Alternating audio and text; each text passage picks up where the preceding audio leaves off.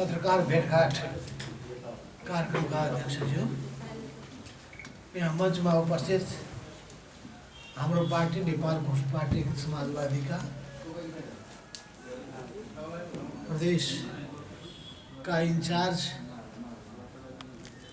अध्यक्ष, पार्टीका सचिवालय र विभिन्न तहमा आगत हुनुभएका केन्द्रीय नेता कमरेडहरू, पत्रकार साथीहरू, तपाईहरुसँग आज जनकपुरको यस पावन भूमिमा भेटघाट गर्न पाउन खुसी लागेको छ।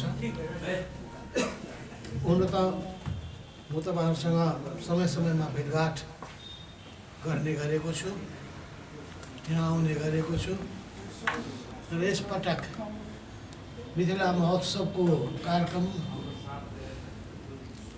को सन्दर्भमा सायद जुरेर तपाईहरुको माझमा आइपुग्यो। हाम्रो पार्टीले जनतासँग पार्टीलाई जोड्नका लागि देशव्यापी अभियान, मेची महाकाली अभियान, समाजवादी जागरण अभियान सञ्चालन गरेको थियो र यस धनुषा जिल्ला लगायतका मध्य प्रदेशका सबै जिल्लाहरूमा कहीँ हामीले होगडा हुलाकी राजमार्गको माध्यमबाट बाटोबाट सञ्चालन गरेका थियौँ र विभिन्न वर्ग र तहका जनतासँग भेटघाट पनि गरेका थियौँ। हामीले त्यतिखेर 11वटा विषयहरू उठाएका थियौँ। छोटकरीमा 3टा विषयलाई अगाडि सारेका थियौँ।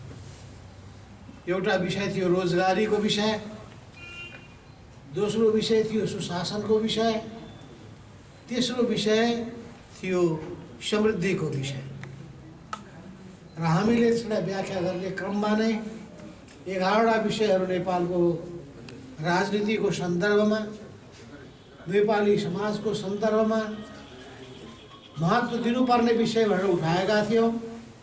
त्यसमध्ये कृषि विषयलाई उच्चतम प्राथमिकता दिएर कृषिमा सिँचाइदेखि लिएर मलको समस्याहरू अनि जमिनलाई कसरी उब्जाउ बनाउन सकिन्छ भन्नेदेखि लिएर हाम्रो खाद्यान्न बालीहरूदेखि लिएर फलफुलहरू नेपालमै उत्पादन गरेर आयातलाई घटाउने, आत्मनिर्भर बनाउने, सकिन्छ भने निर्यातलाई प्रवर्धन गर्ने, त्यस दिशामा हामी कृषिको आधुनिकीकरण, व्यवसायीकरण र यान्त्रिकीकरण गर्नुपर्दछ भनेर विषयवस्तुहरू अगाडि सारेका थियौँ। हामीले उद्योगलाई, जल स्रोत र जलविद्युतलाई, पर्यटन क्षेत्रलाई, शिक्षा र स्वास्थ्यलाई र त्यसै गरी विज्ञान र प्रविधिलाई, पर्यावरणलाई, सुशासनलाई र त्यसपछि विदेश नीति सञ्चालनको क्षेत्रलाई गरेर 11वटा विषयलाई हामीले अगाडि सारेका थियौँ। त्यस सम्बन्धमा हाम्रा धारणाहरूलाई 8 पाने पर्चाको माध्यमबाट जनताको माझमा वितरण पनि गर्ने गरेका थियौँ र यसले जनतामा राम्रो छाप, राम्रो प्रभाव पनि पार्यो। जनतामा मात्रै होइन, राजनीतिक पार्टीलाई पनि तरङ्गित गर्यो। त्यसपछि देख्दै हुनुहुन्छ एकपछि अर्को पार्टीहरू पनि जनतामा जाने अभियानमा तछाड मछाड गर्दै लागिरहेका छन्। खुसीको कुरा, राम्रो काममा तछाड मछाड गरौँ, राम्रो कुरा। यो नराम्रो काममा नलागुन्, राम्रो काममा जुटुन्, जनतासँग जुटुन् भन्ने कुरामा हाम्रो ध्यान जान पनि पर्छ। यसै सिलसिलामा अहिले हामी मुलुकमा अहिलेको शक्ति सन्तुलनको सन्दर्भमा, राजनीतिक शक्ति सन्तुलनको सन्दर्भमा अहिले नेपाली कांग्रेस, माओवादी केन्द्र, जनता समाजवादी पार्टी लगायत लोकसभा होस् या राष्ट्रिय जनमोर्चा होस् या नागरिक उन्मुक्ति होस्, यी सबै पार्टीलाई पनि साथमा लिएर गइरहेका छौँ केन्द्रीय सरकारमा हालसम्म पनि जनमत पार्टी पनि विद्यमान छ। अब यो गठबन्धन कतिपयलाई पछि रहेको छैन, भ्रमित नै भइरहेछ। गठबन्धनको नाम सुने बित्तिकै वाक्क दिक्क मान्छन् र वाकी गर्छन्, तर उनीहरू जतिसुकै गठबन्धनको विरोधमा लागे पनि यो गठबन्धन भत्किनेवाला छैन। यो 5 वर्षसम्म यो गठबन्धन रहन्छ, मुलुकलाई राजनीतिक स्थायित्व दिन्छ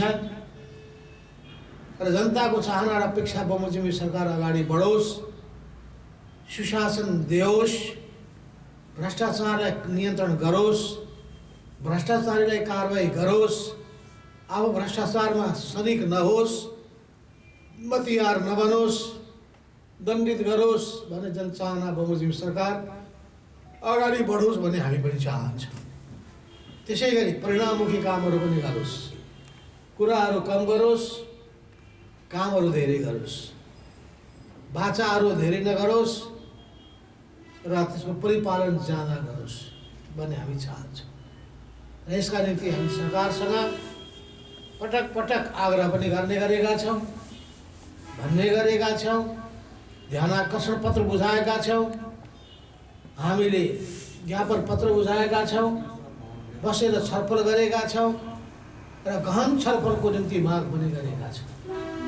कृषि क्षेत्रमा सुधारका निम्ति के कदम चाल्नु पर्दछ, यो कङ्क्रिट कदमहरू, त्यसै गरी भौतिक पूर्वाधारको क्षेत्रमा के कदम चाल्नु पर्दछ। त्यस हुनाले हामीले विगतमा अहिलेसम्म भएका त्रुटिहरूलाई ख्याल गरेर हामी कहाँ के छ भने अहिले तत्काल चाहिने र ध्यान केन्द्रित गर्नुपर्ने विषयलाई ओझेलमा पार्ने, कनिका छले जस्तै सबैतिर बजेटहरू छर्ने, अहिले आवश्यक नभएका निर्माणको काममा पनि जुट्ने, जरुरी नभएका ठाउँमा पनि त्यसपछि हवाई मैदानहरू बनाउने, अर्बौं अरब खर्बौं खरब खर्च गर्ने, अझ खाली खेत भएका ठाउँहरूमा ठुल्ठुला टावर बनाउने। टावर बनाएपछि पैसा लाग्छ, लागेपछि कमिसन पाइन्छ भन्ने सोच बाहेक अनि मेरो निर्वाचन क्षेत्र भन्ने सोच्ने बाहेक सिङ्गो देशलाई सोच्ने कुराहरूको अभाव रहने गरेको छ। त्यसो भएको हुनाले यी सबै सवालमा हाम्रो पार्टीले देशबाट विदेशमा जानेहरूको ताती देखेर युवाहरूको पलायनलाई कसरी रोक्न सकेछ, शिक्षा क्षेत्रमा पनि र रोजगारी क्षेत्रमा पनि राष्ट्रिय पुँजीको निम्ति लगानीका क्षेत्रको खोजी गर्ने कुरादेखि लिएर वैदेशिक लगानीलाई नेपालमा आमन्त्रण गर्ने कुराहरूसम्म राज्यले उचित ध्यान देओस् भन्ने कुरामा जोड लगाउँदै आएका छन्। तर आर्थिक विकास जोडिनु पर्दछ न्यायपूर्ण वितरणसँग। त्यो न्यायपूर्ण वितरणसम्मसँग जोड्ने कुरा भएको हुनाले समाजवाद सम्बन्धमा जुन हाम्रो संविधानले प्रावधान राखेको छ त्यसलाई ध्यानमा राखेर नेपाली विशेषताको समाजवाद के हुन सक्दछ त्यसमा ध्यान देओस् भनेर हामीले समाजवादी जागरण अभियान पनि चलाएका छौँ र समाजवादी शक्तिहरूलाई एकताबद्ध गर्नका लागि समाजवादी मोर्चा पनि बनाएका छौँ। हामी चाहन्छौँ समाजवादी मोर्चाले समेत र हाम्रो पार्टीले पहल गरेर नेपाली विशेषताको समाजवादलाई त्यसको नमुनालाई अगाडि सारोस्।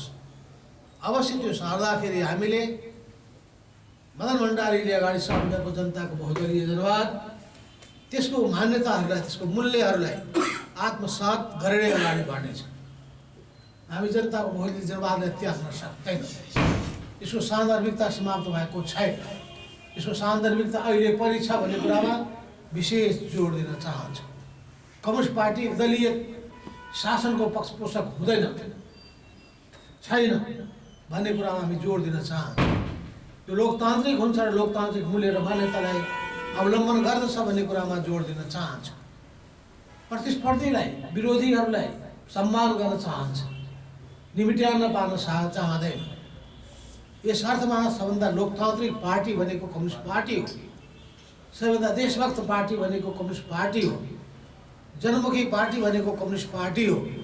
त्यस हुनाले कम्युनिस्ट पार्टीप्रति जनताले राम्रो सकारात्मक धारणा बनाउन् र असल पार्टीको रूपमा, असल विचारको रूपमा, असल आन्दोलनको रूपमा लिउन् भन्ने कुरामा हामी जोड दिन चाहन्छौँ।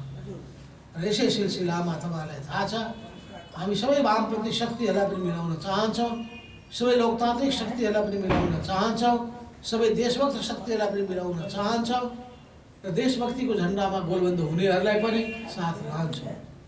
अहिले यो प्रतिगामी शक्तिहरू चलमलाइरहेका छन्, संविधानलाई समाप्त पार्न कोसिस गरिरहेका छन्, गणतन्त्रलाई निल्न चाहिरहेका छन्। इतिहास भइसकेका, हराइसकेका, उपादेयता समाप्त भइसकेका ती शक्तिहरू राजतन्त्रलाई फेरि बिउताउन खोजिरहेका छन्। मसान घाटबाट भूत जगाए जस्तै जगाउन खोजिरहेका छन्। त्यो जाग्नेवाला पनि छैन, टिक्नेवाला पनि छैन। जाग्न पनि दिँदैनौँ, टिक्न पनि दिँदैनौँ। यो त्यसमा एकदम विशेष जोड पनि दिन चाहन्छु। त्यस हुनाले व्यर्थको कसरत कसैले नगरून्, बरु कसैलाई यो मुलुकमा राम्रो शासन चलेन भने लागेको छ भने आउन् चुनावको मैदानमा, जनताको मन जितुन्, विश्वास जितुन्, बहुमत ल्याउन्, सरकार बनाउन्, प्रधानमन्त्री बनुन्। तर राष्ट्रपति जनताको छोरो भएकोमा मधेसीको छोरो राष्ट्रपति भयो, मधेसीको छोरो उपराष्ट्रपति भयो, पीडाले बोल्ने काम नहोस्। जनताकी छोरी पहिलोपटक राष्ट्रपति बनेकोमा कहाँ बन्न पाइन्छ, वंशको शासन चलाउने कुरा नसोचे हुन्छ। यस अर्थमा त्यो राजतन्त्रको बारेमा सोच्नु पनि सकिँदैन, त्यो इतिहासको विषय भइसकेको छ। यस अर्थमा पनि अब अगाडि बढ्ने हो, पछाडि फर्किने होइन। त्यो सबै सन्दर्भमा हाम्रो देशको विकासको सिलसिलामा यो मध्य प्रदेशको विशेष महत्त्व छ। मध्य प्रदेशले नेपालको राजनीतिमा निकै महत्त्वपूर्ण स्थान ओगटेको छ। त्यसमा पनि यो जनकपुर, यो धनुषा धाम, जनकको यो भूमि, यो ठाउँसँग त हाम्रो पार्टी जन्मकालदेखि नै जोडिएको छ घनिष्ठ रूपमा। त्यसमा त म आफै पनि जोडिएको छु एकदम घनिष्ठ रूपमा। यस अर्थमा पनि यो भूमिमा बसेर पनि हामीले देशमा एउटा नयाँ तरङ्ग पैदा गर्दै आएका छौँ। र यस सन्दर्भमा तपाईँ पत्रकार साथीहरूको पनि विशेष भूमिका रहेको छ। र यस अर्थमा केन्द्रीय सङ्घीय सरकारलाई अगाडि बढाउनुको साथसाथै यो प्रदेशको सरकारले पनि सबै पार्टीलाई समेट्ने कामहरू पनि गरोस्, जनताका गुनासाहरू सुन्ने कामहरू पनि गरोस्, राम्रो काम पनि गरोस्। प्रदेशले पाउनुपर्ने अधिकार अवश्य पनि पाउनु पर्दछ। प्रधानमन्त्रीको ध्यान आकर्षण पनि गर्नुभएको छ, हामी पनि गरिरहेका छौँ। यस अर्थमा पनि प्रदेश कागजमा मात्रै नहोस्, काममा पनि देखियोस्। यस सन्दर्भमा संविधानमा कहीँ त्रुटि छन् भने त्यसलाई पनि परिमार्जन गर्ने स्थिति, सुधार गर्ने सम्भावना छँदैछ। किनभने कतिपय कुराहरू मिलेका छैनन्। पालिकालाई कतिपय कामको जिम्मा दिने जरुरी थिएन। हुँदा माध्यमिक तहसम्मको शिक्षाको अधिकार पनि पालिकालाई दिएर समस्याहरू सिर्जना भएको कुरा पनि हामी देखिरहेका छौँ, भोगिरहेका छौँ। ती सबै सन्दर्भमा पनि अवश्य पनि विचार मन्थन पनि हुनेछ। र मुख्य कुरा के हो भन्दाखेरि जनताहरूले खुसी हुने शासन कसरी हामी दिन सक्दछौँ भन्ने कुरामा सबैको ध्यान जानुपर्छ। र अहिले यहाँ तपाईँहरूको बिचमा म आउँदाखेरि यो धनुषा धाममा, यो मिथिला भूमिमा यहाँ आउँदाखेरि अब यहाँ आजको विशेष कार्यक्रममा मलाई बोलाउँदाखेरि सबै आयोजक साथीहरूप्रति म धन्यवाद पनि दिन चाहन्छु। बाँकी कुराहरू कार्यक्रमको बिचमा नै त्यहाँ भनौँला पनि। अहिले यति मात्रै भनौँ, तपाईँसँग भेटघाट भयो, खुसी लागेको छ। धन्यवाद। खासमा के अहिले सान्दर्भिक हो त्यो विषय र हिजो छोरी अस्ति मन्त्री गगन थापाजीले अब यो सरकारको विषयमा सोच्नुपर्ने बेला आयो, समीक्षा गर्नुपर्ने बेला आयो, कति साँचो हो त्यो कुरा? सरकारको कामको समीक्षा गर्ने कुरा त राम्रो कुरा हो। त्यो हामीले भन्दै आएका छौँ कि सरकारको नीतिको पनि समीक्षा गर्नु पर्यो, कामको समीक्षा गर्नु पर्यो र त्यसमा सबैले गम्भीर हुनु पर्यो। प्रधानमन्त्रीकै मन्त्रीहरूकै काम, नीतिहरू, राज्यका निकायहरूको काम, व्यवहारहरू सबैको समीक्षा गर्नै पर्छ। त्यो राम्रो कुरा पनि। र सबैले म पनि गर्नु पर्यो। आफूबाट कमजोरी भयो कि आफूभित्रबाट कमजोरी भयो कि भन्ने कुरा। जहाँसम्म दरबार हत्याकाण्डको कुरा छ त्यतिखेर मेरो नाम आएको थियो। तपाईँले बिर्सिनु भएको छैन होला। मैले के राखेको थिएँ भन्दाखेरि म भनेको कम्युनिस्ट पार्टीको नेता हो, म प्रतिपक्षी दलको नेता हो भने सत्ता पक्षको नेता पनि त्यो आयोगमा बस्नुपर्छ। गिर्जाको बस्ने हो भने म पनि बस्छु, होइन भने दोष हामीलाई आउने अनि नेपाली कङ्ग्रेस जोगिने त्यो बेला स्थिति बन्थ्यो। त्यसैले मैले अरूले बसेर हुँदैन, राजनीतिक नेतालाई राख्ने हो भने, होइन भने राख्नै छ भने हाम्रो पार्टीबाट भरतपुर अधिकारीजीलाई राख्नुहोस्, उहाँ कानुनको ज्ञाता पनि हो भनेर मैले प्रस्ताव राखेका थिएँ। त्यो कुरा सुन्नमा आएको थिएन, तर यो पनि सत्य हो, त्यो आयोग बनाउन मेरै भूमिका हो। त्यो बेलाको तत्कालीन राजा ज्ञानेन्द्र मानिरहेका थिएनन्, उनले भनिरहेका थिए तत्कालीन राजा त भइसकेका थिएनन्। त्यो बेलामा के नाम हो, के राज्य परिषदको के भयो त्यो राज्य परिषदको अध्यक्ष अनि उनले चाहिँ म आफै गर्छु छानबिन, मैले गर्छु भने तपाईँको छानबिन कोही मान्नेवाला छैन भने मान्छेमै तपाईँको छानबिनलाई, तपाईँको निष्कर्षलाई कोही स्वीकार गर्दैनन्। तपाईँको लोकप्रियता छैन, मान्छेको मनमा शङ्का छ, त्यसो हुनाले अर्को छानबिन आयोग गर्नुपर्छ भनेर भन्ने मान्छे मै हुँ। त्यो बेलामा गिरिजाप्रसाद कोइराला हुनुहुन्थ्यो, तारानाथ राणा भागसभा स्पिकर हुनुहुन्थ्यो, केशवचन्द्र रायमाझी राज परिषदको अध्यक्ष हुनुहुन्थ्यो, सभापति हुनुहुन्थ्यो। त्यसपछि त्यो बेलामा हाम्रो मोहम्मद मोहसिनजी राष्ट्रिय सभाको अध्यक्ष हुनुहुन्थ्यो, म आफै थिएँ र ज्ञानेन्द्र। यतिजनाको बिचमा वीरेन्द्र सैनिक अस्पतालमा बसेर भएको छलफल मलाई अहिले पनि सम्झना भइरहेछ। त्यही ठाउँमा मैले भनेको थिएँ छानबिन आयोग बन्नुपर्छ, बन्नै पर्छ। र त्यो सबै कुराहरू गर्नको लागि मलाई गिर्जावली तपाईँ नै बोल्नुहोस् है, तपाईँ अलिक कडा भन्न सक्नुहुन्छ, तपाईँ मिलाएर पनि भन्न सक्नुहुन्छ, सबै कुरा राख्न पनि सक्नुहुन्छ भनेर मलाई भन्नुभएको थियो र मैले त्यो राखेँ। बनाउनु त बनाएँ, मलाई पनि जोड दिएँ, जबकि म त्यो राजा वीरेन्द्रको त्यो अन्तिम वीरेन्द्रको हो कि त्यही मुद्दामा दण्डित गरिराख्ने अवस्था छ त्यो देखियो। अनि त्यो कारण उहाँले तपाईँहरूमाथि पनि इङ्कित गरेर केही धेरै प्रश्नहरू खडा गर्नुभएको छ। त्यसमा विषयमा एमाले अध्यक्षजीले पनि भन्नुभयो, ओलीजीले त्यो दिपेन्द्रले कहाँ थियो त राजनीतिक दलले गरेको काण्ड हो भनेर। राजनीतिक दलले होइन, दलले गरेको भन्नु उहाँले, राजनीतिक दलहरूले गरेको होइन भनेर यसरी बोल्नुभयो। दिपेन्द्रले कहाँ हो, एक्लैले गर्न सक्छ, यो त राजनीतिक दलले गरेको होइन भनेर भन्नुभयो। राजनीतिक दल भन्नु होइन, दिपेन्द्रले गरेको होइन भन्नुभयो। यसको मतलब वंशका मान्छेले गर्छन्, वंश बाँकी भएकाले गरेका हुन् भने अर्थ लाग्छ। कुरा बुझ्नु भएन, तीर कता सोझिन्छ त्यतै सोझिन्छ। त्यसो हुनाले के ओलीजी पनि पछि गृहमन्त्री पनि भएर प्रधानमन्त्री भएको हुनाले धेरै सूचना पाउनु भएको छ कि उहाँसँग सोध्नु पर्यो। अर्को कुरा जसरी काङ्ग्रेसका केही नेताहरूले यो बिचमा के भन्न थालेछन् र हाम्रो सहमति अनुसार अब माधव नेपाल प्रधानमन्त्री बन्नुहुन्छ, त्यसपछि हामी बन्छौँ भन्ने कुरा पनि आएको छ। तपाईँ पटक पटक गठबन्धन जोगाएर सरकार अगाडि बढ्नुपर्छ भनिरहनु भएको छ। के सरकारको नीति परिवर्तन गर्ने बेला भएको छैन? अहिले हाम्रो देशमा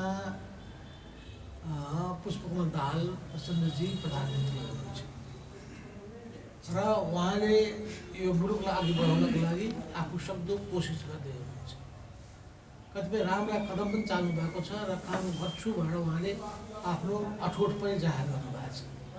उहाँको यो कदमलाई हामी सबैले साथ दिनुपर्छ, उहाँलाई उत्साहित गर्नुपर्छ, मनोबल उच्च बनाउनुपर्छ। अहिले सरकार परिवर्तनका कुरा गरेर पत्रिकाको समाचार बनाएर अनि त्यसपछि अस्थिरता पैदा गरेर सरकारलाई काममा अप्ठ्यारो पार्ने काम कसैले पनि गर्नु हुँदैन। त्यसो नगरिकन को हुन्छ को हुँदैन, भोलि के हुन्छ, भोलि गएर आकाश खस्छ कि भुइँचालो आउँछ कि भनेर चाहिँ अहिलेदेखि त्यसबारेमा कल्पना गर्ने काम गर्नु हुँदैन। अहिले नेतृत्व परिवर्तनको आवश्यकता छैन छैन। कति दिनसम्मको लागि? कति दिनको प्रश्नै छैन।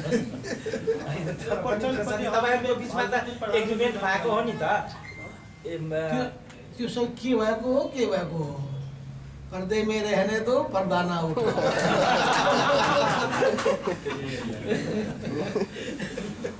तपाईँ बन्ने कि देउवा बन्छ यो पछि तपाईँ? प्रचण्डजी हुनुहुन्छ, प्रचण्डजीले यो मुलुकलाई अघि बढाइरहनु भएको छ। हामी सबैले उहाँलाई साथ दिनुपर्छ। धन्यवाद गर्दछु यो कार्यक्रमलाई समापन गर्दै